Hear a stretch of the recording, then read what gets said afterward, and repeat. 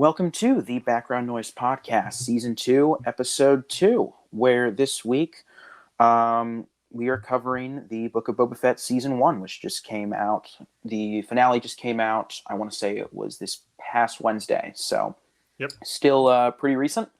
And so we're going to be covering that, and we'll be also probably mentioning stuff from Mando Season 1 and Season 2, so there will be spoilers, just FYI. But before we get into that, I'm your host, Jack. I'm Joe. And I'm just a simple man trying to make his way in the galaxy, Joseph.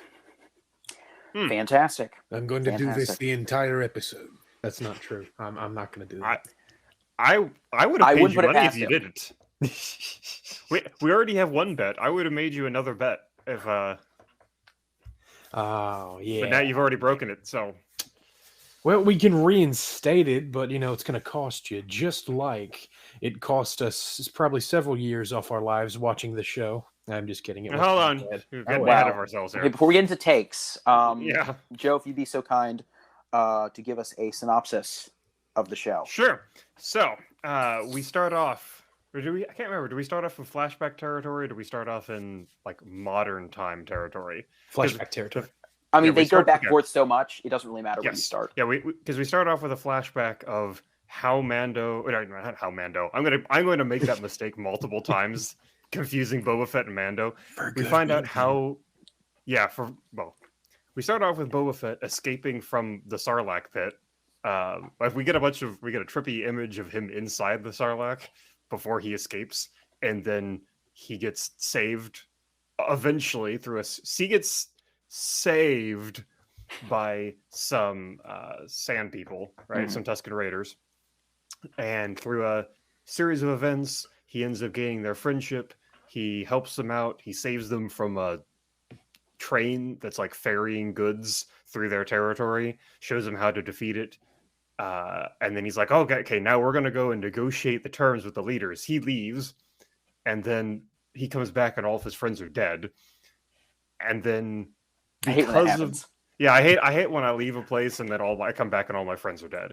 And then after that, he just finds the what's her name? Fennec Shand. Mm-hmm. Fennec Shand. Yeah, he goes and he finds Fennec Shand. She's dying. He goes or takes her to a chop shop place that rips out her stomach and puts in a medical stomach, or puts in a mechanical stomach to replace it. And then that's the segue into how they eventually arrive in season 2 of Mandalorian. At the same time, you're getting the future or the modern time period stuff, which is Boba Fett has taken over for Jabba the Hutt as the head of the crime boss family operating out of Mos Espa. And so he's trying to figure out how to make that work. And he gets he deals with some other Hutts, and he deals with a bunch of Power Rangers, basically. We'll talk about it. And then he ends up having to go, it all comes full circle because he ends up having to fight the group of people that were operating the train that was going through his Tusken Raider friends camp. And so that's the group of people that he ends up having to fight to actually gain control of the territory. So I think. Oh, then we get the Mandalorian piece, because he basically to go into that final fight, he says, "Oh, we need allies." Cuts to the Mandalorian off doing Mandalorian things for 2 episodes. For two episodes. Yep. 2 episodes are just the Mandalorian season 3, the prequel to season 3, season 2.5. Season 2.5, that works. And then so we get some stuff there. We get an update on Grogu, we get an update on the Mandalorian, we get an update on some other characters that we met in Mandalorian season 2, and then they all come together for it all comes together for the finale, where they have a giant shootout in the middle of a desert city on Tatooine for who gets to control the space crime agency. And that's it. That's the plot. Pretty much. Pretty, not really that grand of a plot. It's all pretty small as far as stakes and all that. It's all pretty much contained to Tatooine, and specifically this area of Tatooine, it seems. And so, not really that big as far as stakes are concerned. I mean, Boba isn't trying. He's not even trying to control Tatooine, right? He's just trying to control Mos Espa, which is the second biggest city, I think, right? Mos Eisley, Mos Espa are the two. I don't know if he controls both or where exactly how far his reach is. But the answer is nobody controls Mos Eisley because, like, canonically, it is just a bunch of people murdering each other all the time. Yeah. So I think Mos Espa is the biggest civilized city, as it were. I think, Fair enough. But so before we hop into, I guess, going through like what our final take was on the overall season, we're kind of sort of split it up. So talk about 1 through 4, and then episodes 5 through 7, which is when Mando comes in, since there's a really big shift basically in tone and as far as what characters they prefer to focus on, you could say. So starting with 1 through 4, I will just throw it out there. I thought it was a lot of fun seeing how Boba Fett escapes from the Sarlacc pit. That's something people have, that's been sort of canon for years, that he escapes and all that, but actually getting to see it and experience that, I thought they pulled that off pretty well. I thought that was fun. I appreciated that. It really was like just, what is it? Decades in the making moment. It's just, it was very cool, and it was a great start. It was just like, okay, this isn't like fan service or anything. It kind of is, but it's fan service that serves a point, and it progresses the plot, and it's cool, and then it leads into something we've never seen before, which leads us into the Tusken stuff. So it's like perfect, beautiful. I can't wait for the rest of the show to be like this. We even get a little bit of a callback later on, because he mentions, like, he's looking for his armor. Yeah. And the first place he looks for it is in the Sarlacc pit. And his friend is saying, whoever he's with at the time, I think it's Finnick at the time, it says, it'll be melted. Like, you can't find anything. He says, no, it's Beskar armor. It's not going to get melted because it's immune to that thing. So you're like, okay, it makes sense that he would survive. First of all, because he's Boba Fett, and second of all, because he has the tools that he would have needed to survive. And we already know Beskar is great because we see Mandalorian, so that all holds up. Everything going into episode 1, like, you have bought into the premise. Yeah, exactly. And then they fail to deliver on the sale. Oh, sorry, I didn't. Spoiler. I mean, one thing I saw somebody point out, which I'm not sure if you guys agree with this or not, they thought it was a little weird that Bo would go back to look for his armor when he climbed out of the Sarlacc pit with his armor on. So why would he go back there for his armor? Why would it be in there? So that was a small thing. I guess I'll let it slide because there are other things we have to complain about. But that was just a minor thing. But Joseph, you mentioned the Tuskens. So speaking of Tuskens, what do you guys think of that whole storyline and all of that, and then balancing that with the modern story of Boba trying to rule with respect? I thought that, like, there should have been more episodes devoted to that. I'm not talking about like, oh yeah, and then one day they went fishing or something, but it's like, no, there should have been more devoted to that. There should have been, I would say, if there was going to be 7, maybe 3 episodes. Well, is it 2 or 3 episodes? I can't even remember, and I watched it last week. The Tusken flashback stuff wraps up in the 3rd episode, right? It wraps up in the 4th. They have the flashbacks in all 4 of them. No. The Tusken part wraps up in the Tusken part. He gets taken in by them, I think, at the end of 1, but he doesn't become a part of the tribe until 2, and then 2 and 3 are the stuff with the Tuskens. Are you sure? I could have sworn in 4 is when he finally wakes up from the Bacta tank, and he finally has that part. Yeah. I mean, he's still having flashbacks, though, right? He's still having flashbacks, but it's post the Tuskens. Stuff. Gotcha. Okay, yeah. I'm thinking the Tuskens. Okay. The Tuskens are only 2 episodes, and this is my problem with it, because they should have gone. They split the baby.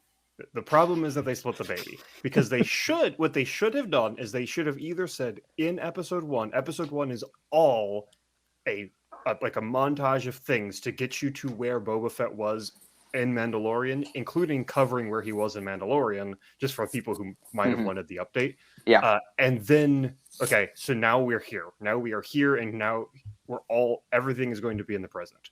Or they should have done 2 seasons, and season 1 should have been all of the past stuff.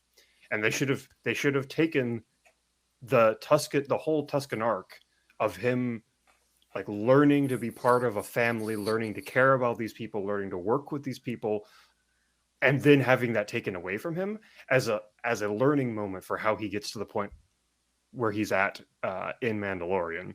That should have been either should have been one entire season, or it should have only been like a 30-minute episode 1 to get you on board.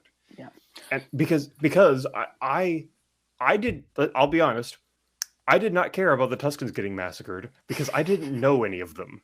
Yeah. Like they were all a bunch of just like vaguely people, maybe, and maybe we're supposed to care about them, but like, what about that one with the Tusken face? What about that one? Yeah, the one, but not the other one with the Tusken face. No, not the other one. Yeah, he had a stick and he would hit people with it. Yeah, classic. Yeah. The only Good one that you times. kind of care about is the kid because it's a kid. Obviously, Yeah, you always care little about Tusken. But little Tusk. Now I will say it's like it was the minute he left the Old West. Like my viewings of the Old West like TV show movie stuff. It's like, okay, well they're dead. It's just like the cliche of, well, now that their protector's gone away or whatever, or now that he's pushed back against the bad guys or whatever, now they're gonna kill his family or whatever. But I kind of felt it not because of like I had an investment in the individual characters, but because it was believable that they were able to change Boba Fett, like just by taking him in and giving him like a place to stay. I understood, like the first episode I was like, oh god, he's a pushover, what happened? And it's like, oh, he's not a pushover, he's not like the bounty hunter anymore. He's this like tribal warrior or something. It's like, okay, no, I get that. And these are the guys that helped him with that. And it's like, okay, I like that. Well, yep. I think that it should have been kind of like you said, Joe. Ignore the present tense stuff. 2 episodes of like the backstory thing. Maybe the end of the last episode is when he goes on his little gotta collect my stuff thing, or something like that. Because gotta catch them all. Yep. Shout out to last week's episode. That's right. But gotta yeah, catch like, them all. Beskar. This Beskar is mine, and so is this fire spray gunship that has no specific name.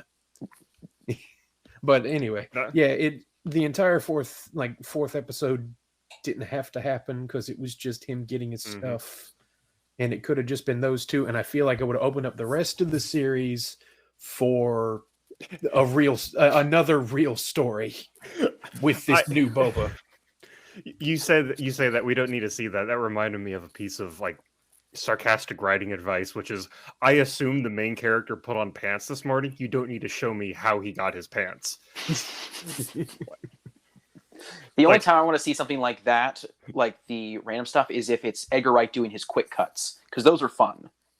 If you like see his films like Hot Fuzz and Shaun of the Dead and all that, he'll do like these quick cuts for like the most mundane things. Because of how he shoots it, it's very entertaining. Dude, I want Edgar Wright to direct a Star Wars miniseries now, where it's bounty hunters.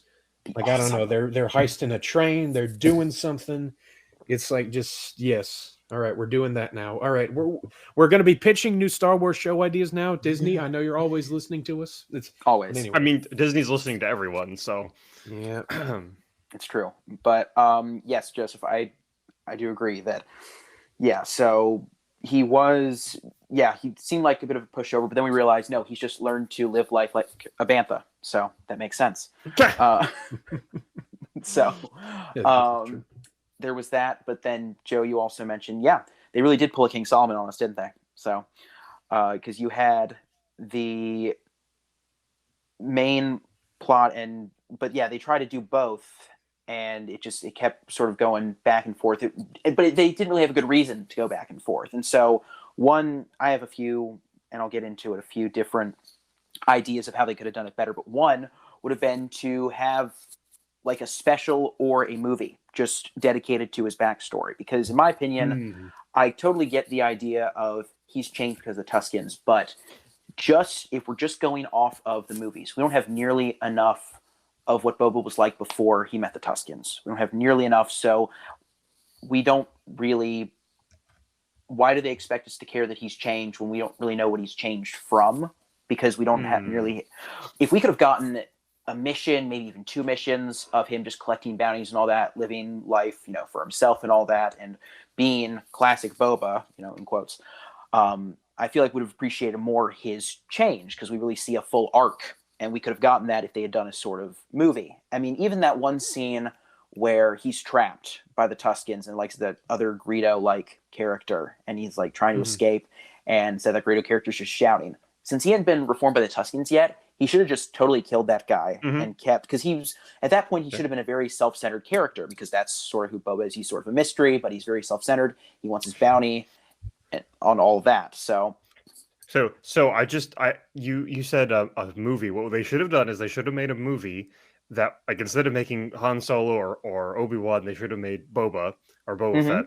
Yeah. Right? And it should have been, they actually should have done what they did in these first couple episodes, except roll it back even further. So the movie should have been about his time. He escapes from the Sarlacc pit, his time with the Tuskens, and then they die, and he gets some revenge for their death, right? And that could have had flashbacks to him as a bounty hunter, and him being like, so you see, I used to be this guy who could just do all this stuff on my own, and he's like resentful of it, but also learning how to work with this people. And then you make a movie like that, and then now you have Book of Boba Fett, where you know where the character is at now. You've seen him be badass on his own. You've seen him learn how to work as a team, and now we're seeing the seasons of him learning how to run a crime syndicate. Right. But as a nice guy? Yeah, it's like, I mean, if we could have gotten a movie where he's struggling with, the legacy that his father left him of being this bounty hunter and all that, while also, learning to be, more, live, like I said, live more like a bantha with the Tuskens and all that. Like, if we could see really that struggle and have flashbacks to him as the bounty hunter that we know and love, that would have been great. And then we wouldn't have needed any flashbacks really at all in Book of Boba Fett, and we really could have just focused on his character, because the problem was you had overall the plot, because it is so small, it's a 7-episode plot that with just the stuff on Tatooine, they could have put that into 2, maybe 3 episodes pretty easily, but they stretch it out because of all the backstory and all of that. So that would have been my first of a few pitches I'll mention, would have been just making that movie would have saved so much time, or even just like a Disney Plus 1 hour, 90-minute special, just something would have make the first couple episodes of his show and cut out the 2 where he's not in them. Yeah, and I mean, I guess we'll get into that in a minute, but was there any, before we get into the Mando related stuff, was there anything else you guys wanted to touch on that's primarily in those first 4 episodes? I had the exact same point of it feels like they're gonna start going over like his whole life story, because it opens up with him like what is it? It opens up with a flashback within a flashback or whatever. But it's a Django getting killed on Geonosis, and like a little kid Boba. It's like, okay, we're gonna go through. We're gonna remind the audience of his story, and then I figured they were gonna pull out the stops with like it's an average hunt of Boba Fett or whatever. And then the fact that they don't do that is either because it's like, oh well, if we do that, it'll just be fan service. I think that might have been rattling around in a couple people's heads until later in the production, where they're like, all right, yeah, no, we don't really care about that. We'll just throw in a couple of these extra things later, which again we'll get into. But it's like, I feel like, what is it? Something needed to be there to show the people who were going to watch the show who haven't read like 35 Boba Fett comic books or whatever. Mhm. and it never came. Just like Joe. Just like Joe. Yes, I was the person who's like, I know who Boba Fett is. I would like to see more about who he is so that I care before we start putting him into problems. Now, see, So that's the biggest frustrating thing about the fact that this is called the Book of Boba Fett. Yeah. It's like they just opened the middle of the book, and then they ripped out a couple other pages, and then they went straight to the ending, and then crayoned in like after the ending. It's like, and then they lived Yeah. happily ever after. Yeah. yeah, that's But- fair. Yeah, it's just, I mean, and we'll get into this more probably, but it's just interesting because a movie would have just covered so much this in help because we have Boba. I mean, we see him in season 2 and he's just insane, a Mandalorian. And he's just, when he first gets his armor back, that is still one of the coolest scenes we've gotten from Mando yet, from like any of the Disney Plus Star Wars stuff. When he finally gets his armor back, he attacks those stormtroopers. It's insane. It's fantastic. But then we have him here. He's talking a lot more. He has his helmet off a lot more. A lot of that coolness factor and that almost mystery to the character is gone. And I feel like a lot of that would have been explained if, maybe that could have been a struggle with him when he was with the Tuskens. Like, he wants to be covered more. He doesn't like people seeing his face. Almost something like Mando. And then he learned, to not worry about it as much. And then you sort of have the something to differentiate between Boba and Mando. But it's, again, that's just still frustrating because I felt like the more Boba talked, the less cool I thought he was. And the less he had his helmet on. Sorry. The more that he had his helmet off, the less that I thought he was cool, if that makes sense. So, yeah. So actually, I have a thought because this is exactly something, not specifically the helmet, but a general point that I noticed. So I'm going to use a bit of an analogy here. Last year we talked about Scooby-Doo, right? And in the original Scooby-Doo show, if they tell you what the plan is to capture the villain, the plan never works. Something goes wrong and they have to like figure it out on the fly. But if they don't tell you what the plan is, if they say we're going to come up with a plan and then they cut to the plan in effect, the plan usually works, right? Because they're not telling you what's happening. They're letting you find, like, if they tell you what the plan is, they can't just show you that, because then it's like, why do we tell you? We're going to show you in it working. So you have the same problem here where, like, if they let Boba be the leader of a crime family, he's not the guy who goes, the head of the crime family is not the person who goes out and beats up people and gets people to fall in line. The head of the crime family is the person who sits on his throne, is Jabba, right? That's what Jabba does. He sits on his throne, he tells people what to do, and everyone's terrified of him, and they go and do it because they know that they will get eaten by giant monsters, or they'll get torn apart, or they'll get, killed in some horrifying way if they don't. And so, to make him the hero, you have to handicap him so that there are stakes for him to overcome. But the thing about Boba was that normally he's not the hero, and so he doesn't have stakes to overcome because he's acting in a villainous role, or he's acting in an anti-hero role. Good grief, I could speak. And so he's allowed to be overwhelmingly cool. But now here, in his own show where he has stakes, they can either tell you what the plan is and then it fails. They tell you, here we have spoilers for the finale, but we'll get to there eventually. Like, we can tell you where all of our guards are, and the plan is going to go wrong because it has to go wrong because they told you what the plan is. Yep. Or they don't tell you what the plan is, and so you get to watch the plan unfold, but then you don't identify with the character because you weren't in the planning process with the characters. Yeah. So this is the problem. This is a problem that is bigger than Boba Fett. Like, this is bigger than Book of Boba Fett. It's just a writing problem in general, but it is very apparent in the entirety of the season. Boba Fett's greatest enemy, writing by committee. Yes, yeah. That's just something that I think is interesting, because you mentioned the whole thing where he's supposed to be the hero. It's like, I mean, I get that he's the main character, but the thing is, Boba was never a hero. And that's the thing. It's like Mando, Mandalorian was supposed to. He was somebody who, I guess, sort of had a similar dream. He was just collecting bounties, but then he found Grogu, and he very much is like a hero character. If they could have made Boba I guess, somehow redeem, but also still have that anti-hero vibe. That would have been great, because that way you don't just, then you're not comparing them to Mandalorian because they're different. It's like, I get they both, wear the same helmets and all that, and they're always can be sort of compared to each other. But if you're just making them both good guys, basically, it's not as fun, because Boba isn't the Mandalorian.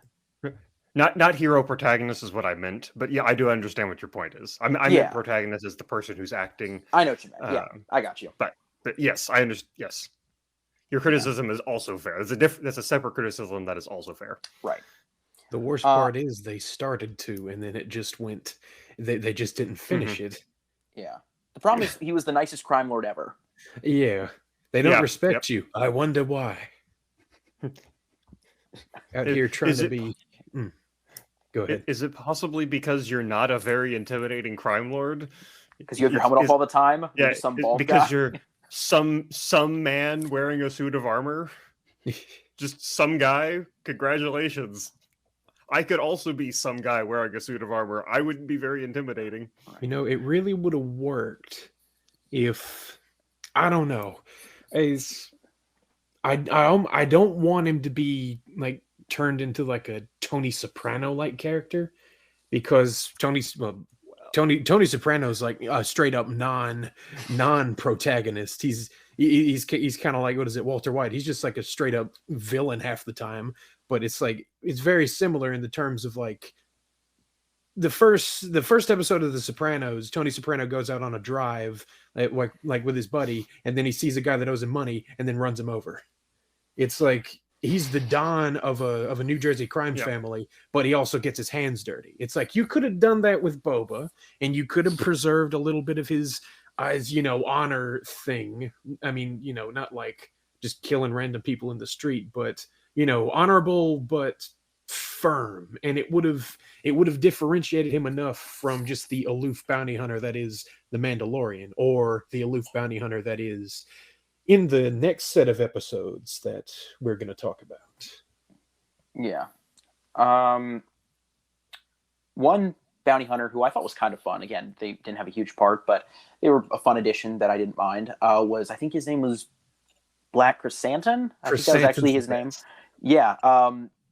Wookiee bounty hunter. I can't complain. That was fun. Oh, yes. That was fun. He's amazing. Very cool. I'm honestly surprised. This is the first time I've gotten to talk about some technical stuff. It's like it probably was a practical aided with like CGI touch-ups, but it was a very expressive suit. It was a very expressive costume. It was I was at the funny thing is, I think the guy under there is called Casey Jones, like the guy from Ninja Turtles or whatever. So nice. It's like, yeah, Casey Jones, you're a cool dude with a cool character. Just wish they gave him some more stuff that didn't involve him getting beaten up or shot.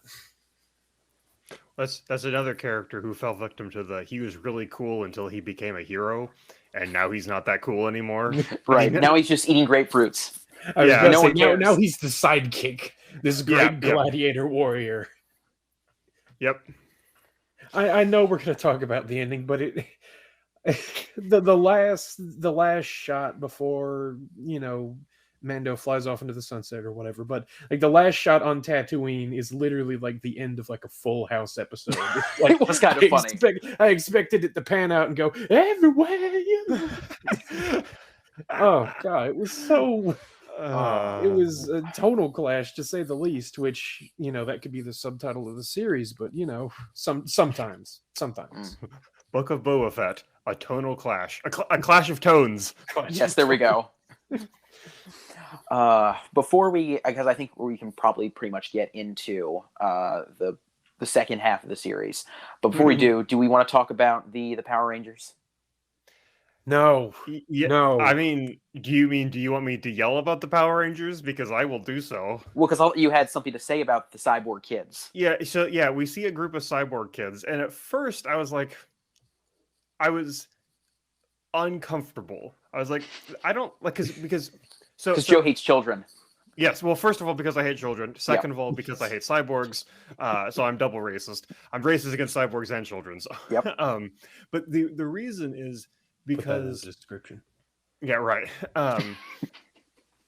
I was actually uncomfortable in the same way that I was uncomfortable with, like in was it episode 8 where they use the warp speed thing and they plow through the ship and they destroy it, because technology is not a thing. Technology Star is Wars not Episode 8, right? Star Wars Last Episode Jedi? 8. Sorry, I sorry. gotcha. Yes, Okay. yes. Because technology is not a solution in Star Wars. Star Wars is a fantasy show. The technology is there to make it so that it is only there to fill the gaps. But so like when Luke or Anakin or whomever loses a hand, they have technology to make it so they have a hand again, right? It's there to fill the gaps. It's there to say this was a cost, but it wasn't too big of a cost. But now we have people who are actively taking themselves apart to replace themselves with cyborg parts. And that doesn't, I don't know, that annoys me. Maybe that's a thing that's in Star Wars, but that annoys me as a part of Star Wars. And also the fact that they're the multicolored Power Ranger team. They literally have 4 of the Power Ranger colors. Like there's a red one, a blue one.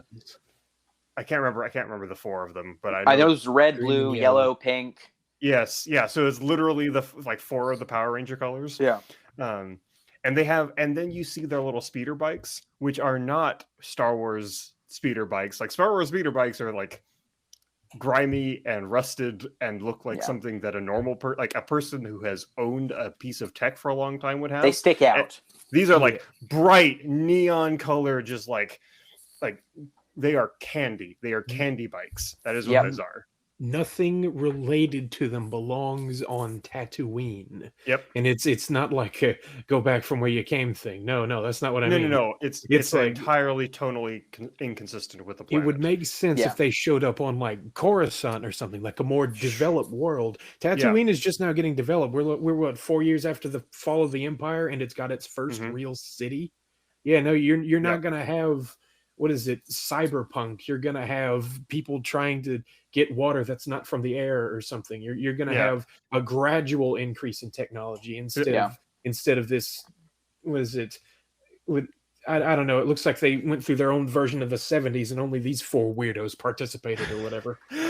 Yes. It was a very small hype train, but they got on it. Yeah, they were on the train. They were driving the train. And it took such like a cool concept because, okay, imagine Fennec's description before you see them is like, oh yeah, they're a gang of young street thugs that replace their body parts with droid parts. It's like, okay, these are like scavengers or whatever. They're like scavs who have gone out in the desert and taken like astromech parts, and like one of them's got like is like Echo from Bad Batch. He's got like a port hand or whatever. It's like, okay, that'd be cool. They might be a little edgy, but they'll be cool. And then it pans to them, and it's just like, oh no.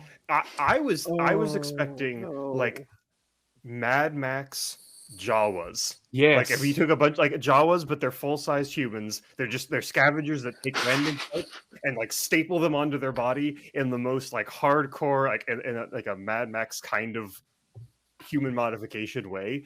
And then we get a bunch of whiny teenagers.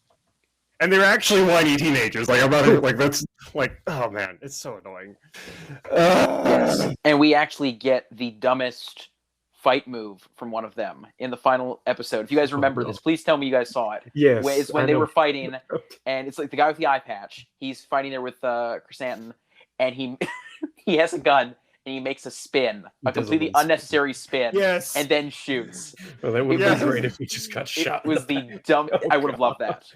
Oh man, I forgot about that. That would have been hilarious. But it was the most unnecessary thing, and I'm just like, why?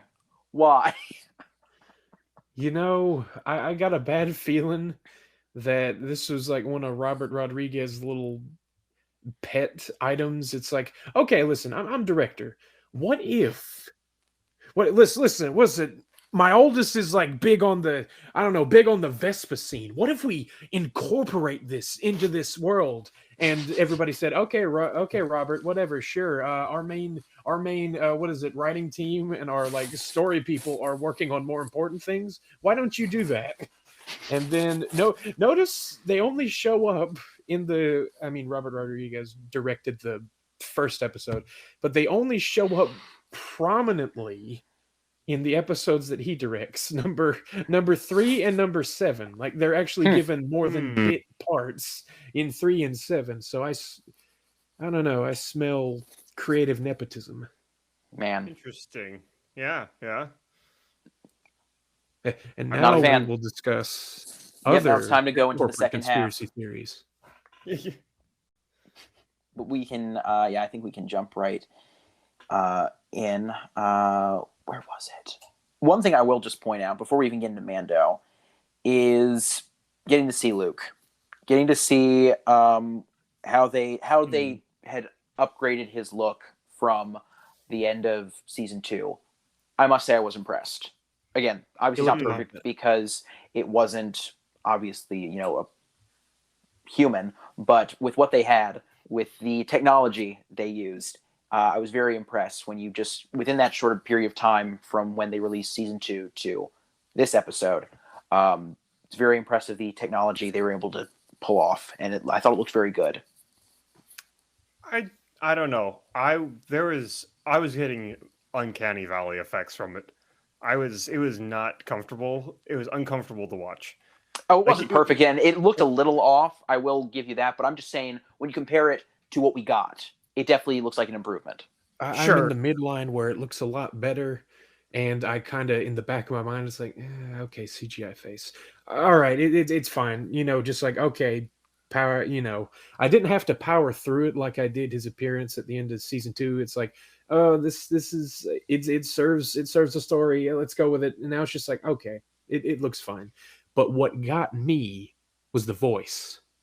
It's you might be about to talk about it, Joe. Yes, but yeah, they used like all the audio that young Mark Hamill ever said in all the Star Wars movies or whatever, and they put it through a program, and they actually got it like they got a voice deep fake.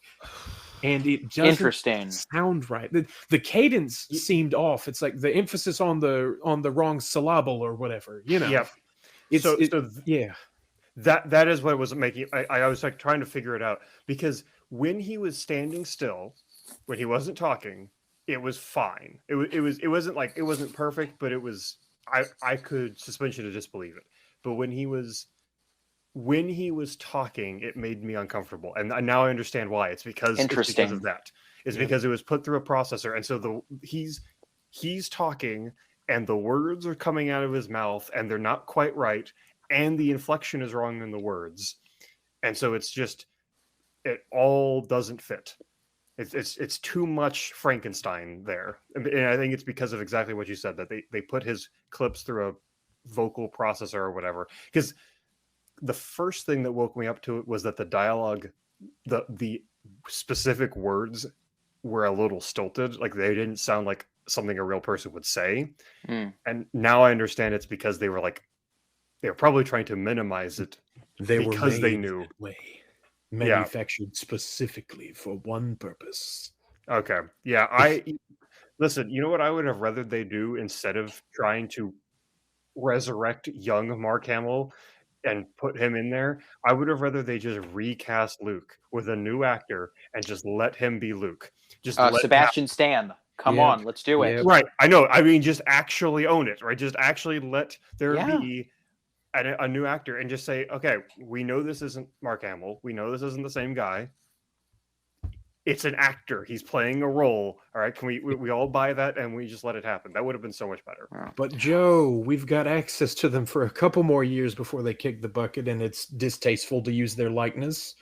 Or shoot, who knows? In the next 10 years, we might have a. But anyway. Well, also, was it?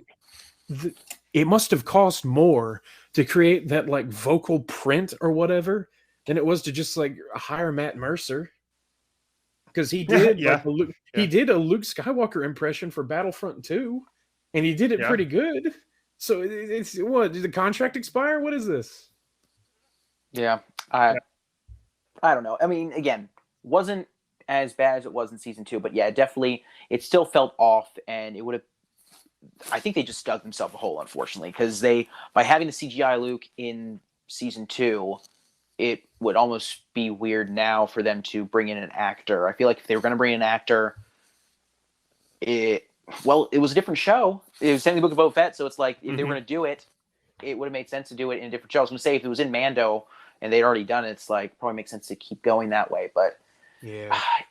it'd be better for them to introduce it sooner rather than later. And Sebastian Stan has said he is up for it. And man, is he probably the closest actor we're going to get at this point. Yeah. So Yep. Who is also able to pull off stunts, I Right. suppose. And well, I heard this from somewhere where it's like it might be in Disney's weird corporate mindset. It's like, okay, people liked Rogue One, and there was what is it, CGI Tarkin in Rogue One. So that means people like CGI doubles.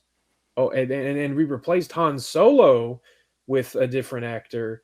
So and that movie didn't do any good. So that means yeah, I was going to we say can't do Ah. that because that might have been their mentality. Yeah, money. They learned the wrong lessons. Yeah. Exactly. Yeah. And I will just say, I'm probably one of the few people. Solo wasn't that bad. People hate Solo on wasn't that Solo. bad. Watch Solo. It's actually pretty fun. Is it a masterpiece? No. But if you want a fun time that's sort of a heist film in the Star Wars universe, watch Solo. It's pretty fun.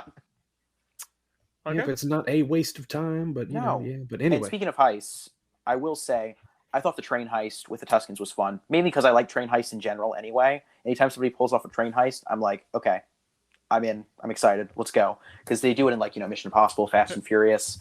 I love seeing a good train heist. If you like train heists, have I got a genre of TV shows for you? It's called westerns. Yeah, I'm Oh, always yeah. down for a good train heist in the West. Yeah, I mean that's what this was, right? So you kids like 310 to Yuma? Actually, I haven't seen Yeah. it. It's great. It's pretty much a Western heist film. I'll take it. Hmm.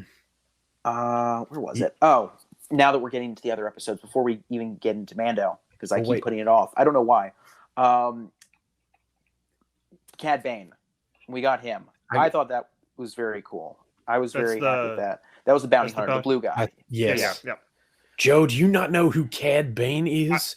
God, I'm you're bad such a poser.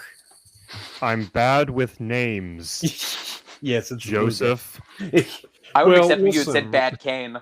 Bad Kane. Bad Kane, the Dermos. Yeah, sure.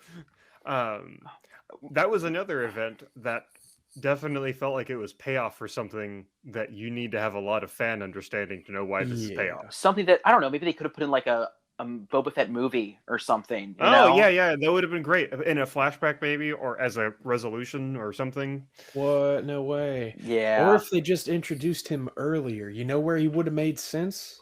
If he was maybe like, the main villain of the season instead of the Yes. Pike Syndicate, who we don't care about at all. Yes, Maybe- yeah. Maybe he's the one who killed his family, the Tuscan family, and they showed him like after he confronts him, it's like in a background, and you just hear him like say a couple lines. It's like, oh my gosh, it's Cad Bane. Yeah. Instead of like, oh, here he is. Oh, he's dead. You killed him. Maybe yes. Instead of having the villains be a bunch of generic like fish people, I don't know what the Pikes are. They kind of look like the fish. Pikes were in the Clone Wars too. Don't you like the Clone Wars? Don't you kids like the Clone?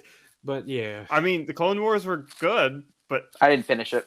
I got stuck in season 4 also when we had 10 episodes of the underwater stuff, and I got bored. I think Dave's riding the high off of Clone Wars. Him and his team did good, but now they really want to bring a lot of Clone Wars stuff into other stuff, and it's getting a little I don't know. It's there's that phrase I'm coining again, creative nepotism. It's like we didn't need to see Ahsoka again. Now Cad Bane was good fan service because he's a known like rival of Boba Fett, but like Kingpin and Hawkeye, they introduced him one episode before the last episode, and then they killed him. So that's just Kingpin's not dead. Kingpin is not dead. They might as well have. I mean, it's like, say, what did he do? What do you do? And then he got shot. Is nothing. I mean, I know Kingpin's not dead, but for the show, for Hawkeye, no, he might as well be dead. He's going to show up at the end of the next season if there is one. He's going to have 2 comically large Band-Aids over his eyes or something. See, Just like what's Cad Bane's interesting. gonna have a comically large Band-Aid on his chest. I don't even know if Cad Bane's dead. And one thing that I'm going to be a little annoyed with if they use this too flippantly is the whole combination of the back to tank plus the mechanical surgery. It's like, well, if you can do that, is anyone ever actually going to die if you can just repair them mechanically and put them in a back to tank and they're good? Oh, that's a good point, actually. Because And Finnick or was out in the desert for like several hours, just dead. with a gut shot, like just bleeding all over the place. Yeah. And So, he put her on a bantha. A like a bantha. It took it. What is it? It probably took him 3 days to get back there. It's like, this one's dying. Sir, this one's dead. This is a slab of What? cold meat in the shape of a person. Why did you bring this here? Go get a funeral service for Oh her. man, who killed Mulan? Too soon. Disney killed Mulan. Disney, the only company that can kill Mulan twice in the span of 2 years. Yeah. Well, I mean, we've kind of danced around. Like I think we all appreciated Mandalorian 2.5, right? We appreciated the setup for Mandalorian season 3. We're Absolutely. dancing around it because we can't really say anything because it was actually interesting and good. What I hate so much is that having these 2 episodes, I feel like we were robbed of a great season 3 start. Oh, because I feel like the season 2 episode 5 yes. where he comes in with the sabers, like, oh, that's how you should have opened season 3 right there. That would have been awesome. That was, Mhm. and we talked about it before, but apparently, according to Wikipedia, inserts, don't trust Wikipedia here or whatever, but according to that, apparently during production, these episodes were given like the sort of like not rough titles, but it's like the numbers. It's like, okay, first episode of The Mandalorian was 101. First episode of Book of Boba Fett's 101. No, actually, the first episode of Book of Boba Fett was given 301, as if they were treating it like the 3rd season of The Mandalorian.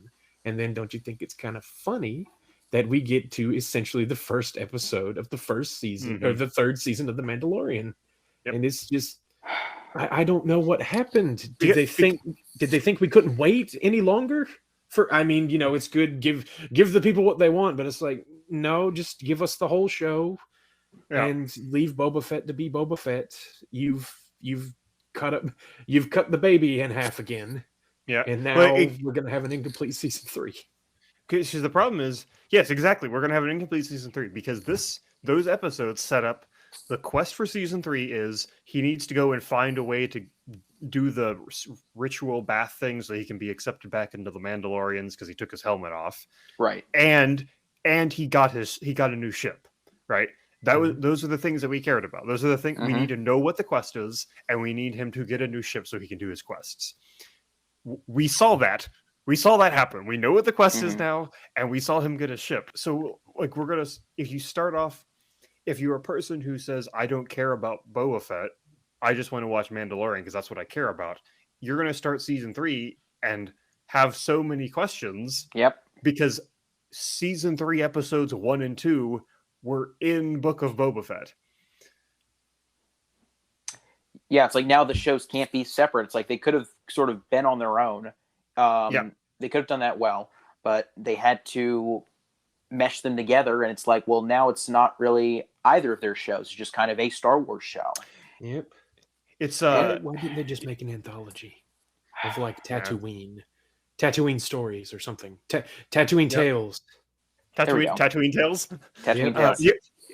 Did you guys watch? Like when I was younger, when these shows came out, I was watching the CW, DC universe TV show things that they were doing. Like they started off with Arrow, and then they made Flash and stuff. I have a point about this. Hang on. Okay. I think I know what you're going to say. But basically, what would have been great, and if I'm totally wrong with what you're going to say, correct me, but basically, if they had done this, so you have Boba, they just would have had to film it right. But if they could have had it, so you have Boba and Mando running at the same time. And so, like, you have Boba starting, and then, like, by, 4 or 5, then you have Mando season 3 start. So both shows are running together. Yep. You can have a season finale crossover episode, a crossover event where like part 1 is in Mando and part 2 is in Book of Boba, or vice versa, something like that. So they're still separate. If you watch the crossover episode, great. Especially if you're a fan of both shows, you appreciate that you've stuck with both. But you can keep them separate, and it still works. Yep, Yeah, people that love is exactly what crossovers. I was going with. That is exactly what I was suggesting they should have done. So The problem is people have realized that people love crossovers, so they just decide to shove it in the middle of just one show. It's like, yep, episode 5 was essentially was it 5? No, 5 and 6 were essentially the world's biggest crossovers.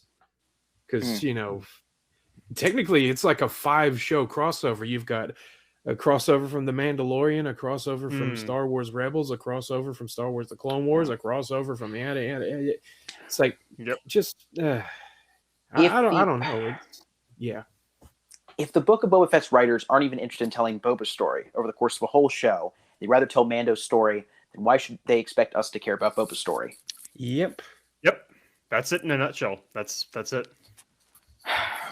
The only other way that I could think of off the top of my head that they could have done this better, because we already mentioned that, if they had done the CW DC Universe route, or sorry for stealing that from you, Joe, but I did have that written down. I was very excited to bring that up, because that was one of the 3. It's like they could have done that, because as bad as those CW DC shows are, at least they got that right as far as doing crossover episodes. They did do that pretty well. They're very campy. They're very campy. Yeah, it's true. It's CW. CW stands for Campy World, probably. Yeah. Yep. It might work for DC, but Star Wars is anything but campy. It definitely wouldn't work. Yeah. But I'm being sarcastic. Star Wars. It's not that Star Wars is campy. It's Star Wars is tropey, right? Like the original trilogy of Star Wars is just like a very classic hero story. Sure. Right. It is very much playing it all by the books. Right. So that's different from campy. Yeah, no, these are 2 different things, but you can appreciate both of them. The only, I guess we probably need to wrap up here, but the only other big thing I was going to mention as far as something else they could have done, not even have a Book of Boba Fett season 1 at all. They could have done Mando season 3, and you cut in between Boba doing stuff on Tatooine and Mando going on his quest, and then by maybe around episode, I don't know how many episodes they have, maybe the same around episode 7, maybe around episode 6, Fennec reaches out to him saying that Boba needs help, and then you have that season finale, because you've been watching both of their stories go through, and then by 2 or 3 episodes before the finale, their stories clash and they finish the season together or something like that, because that's what they sort of did in season 1 of The Expanse, and that worked very well. So something like that. But that's all I have as far as ways it could have been better. And as much as we've been trashing on it, I will say overall I did enjoy it, and I wouldn't say I hated it, but there are just so many ways they could have done it better. And when season 2 comes out, I'm going to watch it, but it wasn't really anybody's show. It was a Star Wars show that had a lot of different characters and a lot of different ideas that some should have been fleshed out more, others should have been scrapped entirely. But in the end, it was a Star Wars show. The show suffered more of an identity crisis than the main character. Yeah. But was there anything else you guys wanted to add before we wrap this thing up? Just going back to your idea, I think the parallel shows would have worked a little better than Boba being inserted in Mando season 3, because it's like, well, then we'd just be saying the same thing. If it was if there was more time, and if it was that Boba was given this story with Boba Fett was given more time, or maybe even given the whole creative team or whatever it is, a lot more effort, then maybe Boba would have started to overshadow Mandalorian in the story or something. But I think this and even season 2 of Mandalorian is suffering from not as good as the Mandalorian season 1 syndrome. It's just the first season of the Mandalorian was peak, peak Star Wars. There's just a whole bunch of just dudes going through a space western, dudes and dudettes, if you will, and it was. Sure. It had plenty of tangential connections without being overly, you guys remember this and you guys remember that, and I then remember. it's just, oh yeah, you remember. And then it's just gone downhill a little from here. We're definitely not in what is it? Episode 8 and 9 levels of downhill. I want to make that clear. However, it's just sort of like, I don't know. I feel like the minute I saw all the different shows getting like 9 different Star Wars shows released last year, I thought, oh no, they're getting too big for their britches again. They're going wide and not deep, and I'm afraid this is one of them. It's passable, but yeah. So my conclusion on this show is that they Ubisoft themselves. So Ubisoft has made exactly the same game every year since like 2014. They used to make different games, and they have made exactly the same game since they figured out a formula that works. So like, here's all the stuff that we need to have in it, and they just make the exact same thing over and over again, and it's just content. It's just everything is content. Make stuff. We need stuff that people are going to watch. They will pay us money so that we can make more stuff, so that they will then buy it so that we make more money. That is what Disney has done with this. That is what Book of Boba Fett is. It is we need more stuff for people to buy, and for people to buy stuff, we need a show that they will watch. And so they made a show that some people will watch so they can sell more stuff. Which really stinks, because they already had us hooked with Mando, and they had the team behind it to make something that, you know, we really could have cared about, when it really just felt like they released content for content's sake. So Yep. But anyway, I think this that really bummed me out now. This ending really bummed me out. if you haven't seen Book of Boba Fett yet, and you watch both seasons of Mandalorian, you should watch it, because it does have some, you know, good scenes here and there. But just know it is not that same level of quality. So one last thing, where'd Danny Trejo go for it. Where we needed more Danny Trejo. He probably ran off to do the next Expendables movie. I don't know. Oh, you're probably right. Well, before we officially wrap up, a couple, I guess, announcements about the podcast. Like we mentioned last week, we do have a poll on the Pokemon episode as far as which Batman comics we're going to read in a couple weeks and talk about on an episode in preparation for the new Batman movie. So if you've not voted on that poll yet, please either vote, or if you're not voting, you pretty much are saying, after we cover these Batman comics, we're never going to talk about books again. So appreciate you sending us that message, if that is the message you're trying to send. We're reading it loud and clear. Yep. And the other, I guess, bigger announcement is that we're going to be starting a almost side. I don't even want to call it a segment. It's because it's still going to be under background noise, but it's going to be a different, almost side show we're going to be doing called. And Joseph, thank you for coming up with this name. We're going to be calling it Background Bites. Where basically we come up and talk about some movies and shows and stuff that we probably would never get around to talking about on the main podcast. Plus, it's just it's going to be around, instead of the usual hour that these episodes are, it's going to be around the 10-20 minute mark. So it's going to be much more accessible. So that's going to be great for, if you if people listening, if you guys have friends and want to recommend the show to them.